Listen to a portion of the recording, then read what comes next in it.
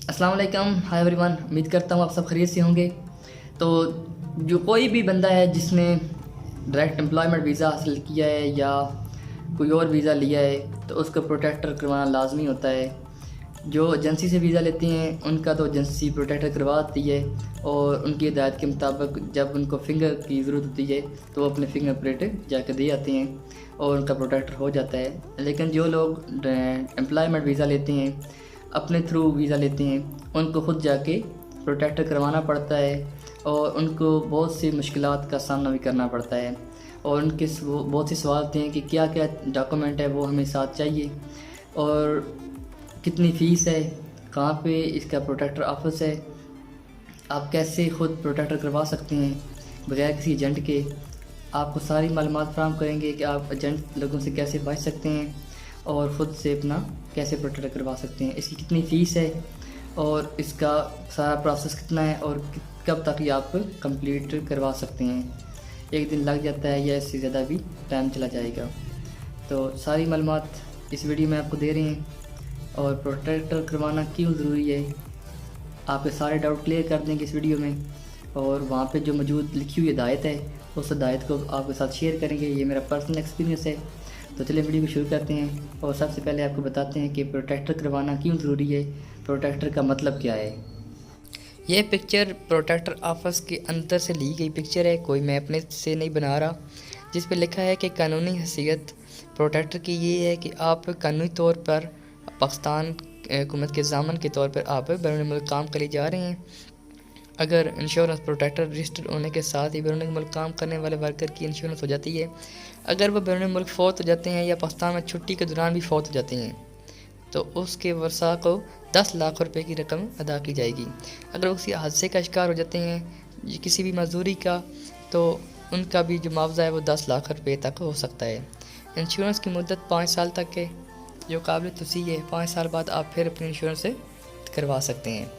इसके बाद OPF ये एक बहुत बड़ा फलाई अदारा है तो आप इसमें भी रजिस्टर हो जाते हैं। अगर कोई पाकिस्तानी खुदा न खास्ता उधर फौत हो जाता है तो उसकी जो मैयत है वो पाकिस्तान में वो मुंतकिल करते हैं OPF वाले। इसके अलावा अगर आप वहाँ पे अपने बीवी बच्चों को ले जाते हैं और अपने बच्चों का दाखिला करवाते हैं तो आपकी रियायती फ़ीस के मुताबिक आपको बच्चों का दाखिला भी हो जाता है। तो ये था फ़ायदा प्रोटेक्टर का। अब आपको बताते हैं कि आपने प्रोटेक्टर ऑफिस कहाँ से कैसे कराना है। तो सबसे पहले इस्लामाबाद प्रोटेक्टर ऑफिस आपने जाने के लिए फैज़ाबाद उतर के अगर आप बाई बस जा रहे हैं तो आपने रमानाबाद जाना है। किसी मेट्रो स्टेशन से आप मेट्रो पे बैठें और रमानाबाद स्टेशन पे आप उतर जाएं तो यहाँ पे नादरा सर्विस और पासपोर्ट ऑफिस और उसके साथ है प्रोटेक्टर ऑफिस, ये तीनों ऑफिस एक ही जगह पे मौजूद हैं। कौन कौन से कागजात आपको चाहिए तो जी असल पासपोर्ट की पहली सफ़े की फ़ोटोकॉपी आपने कलर करवानी है, ठीक है। दूसरा जो आपका असल शनाख्ती कार्ड है उसकी कापी, एक नहीं आपने 2 कापी करवानी है अपने शनाख्ती कार्ड की, और अपने वालिद की शनाख्ती कार्ड की कापी वो भी 2 करवानी है। अच्छा, जो वर्क वीज़ा है जिस पे आपकी तस्वीर होती है उसकी एक कापी करवानी है और चाहे तो आप वो कलर करवा लें। कलर करवा लें तो वो बेहतर होगा क्योंकि अंदर इशू नहीं करते। उसके बाद जो आपका एग्रीमेंट पेपर होता है जिस पे कंपनी की मोहर होती है और आपका लिखा होता है कि ये कितना मतलब इसका एग्रीमेंट है, वो आपने कलर कापी करवानी है। उसके बाद अगर आपका अपना बैंक अकाउंट है तो उसके चेक बुक की आपने एक फ़ोटोकॉपी करवा लेनी है। एक जो चेक है उसकी आपने फ़ोटोकॉपी करवानी है। अगर आपका अपना बैंक अकाउंट नहीं है तो आप अपने घर में से किसी का भी यूज़ कर सकते हैं या किसी अपने पड़ोसी का भी यूज़ कर सकते हैं, बस एक फ़र्ज़ी फ़ोटोकॉपी है। आगे आता है हल्फनामा इनफरादी वीज़ा। ये आपको जैसे ही आप निशान है यहाँ पे आप जाएंगे तो ये आपको पेपर दे देंगे, उर्दू में होगा और आप उसको उर्दू में फिल कर दें। अपना नाम, वालिद का नाम और कंपनी का नाम लिखना होता है और अपने साइन करने होते हैं। उसके अलावा सर्टिफिकेट जो है वो यूरोपियन ममालिक के लिए चाहिए होता है और अभी यहाँ पे लिखा है कुछ ममालिक के लिए मेडिकल लाजमी है। तो आगे चल के आपको मैं बताता हूँ कि एजेंट लोग आपको कैसे फंसाते हैं। तो मेडिकल सऊदीया के लिए लाजमी होता है या कतर के लिए, बाकी किसी मुल्क के लिए लाजमी नहीं है मेडिकल, ठीक है। तो इस चीज़ से आपने बचना है, बहुत ज़्यादा बचना है कि बहुत से एजेंट आपको ऐसे बाहर से यही कहेंगे कि ये आपके पास डॉक्यूमेंट पूरे नहीं हैं, आपका नहीं हो पाएगा, आपको पूरा दिन ज़ाया हो जाएगा, आप में पैसे दो हम आपका करवा देते हैं। जो जो फ़ोटोकॉपीज़ बताई हैं वो आप बस फ़ोटोकॉपी करा के अपने पास रख लें। और आपने क्या करना है, सुबह जल्दी 9 बजे ओपन होता है, 9 से पहले आपने जाके लाइन में लग जाना है। अच्छा, तो कोशिश आपने यही करनी है कि फ़ोटोकॉपी जो है वो आप अपने घर से ही करवा के लाएं। यहाँ पे एक तो ये महंगी फ़ोटोकॉपी करते हैं और दूसरा ये जो फ़ोटोकॉपीज़ कर रहे हैं यही लोग एजेंट हैं, ठीक है। तो ये आपको ऐसे बस काबू कर लेते हैं कि आपको सोचने समझे की जो कुव्वत होती है वो ख़त्म कर देते हैं। वो सामने देखें एजेंट लोगों को ऐसे बस अपने जाल में फंसा रहा है, तो ऐसे बहुत से लोग आपको मिल जाते हैं। आपने फ़ोटोकॉपी करवा के सीधा अंदर आ जाना है, यहाँ पे आके आपने लाइन में लग जाना है और अपने डॉक्यूमेंट चेक करवाने हैं। जो डॉक्यूमेंट बताए हैं यही डॉक्यूमेंट है, इसके अलावा और कोई तीसरा डॉक्यूमेंट नहीं है। असल पासपोर्ट आपका अपने पास होना चाहिए। और आपको फिर आगाह कर रहा हूँ कि जो मेडिकल है वो सिर्फ सऊदीया के लिए ज़्यादा पूछते हैं, उसके लिए लाजमी होता है।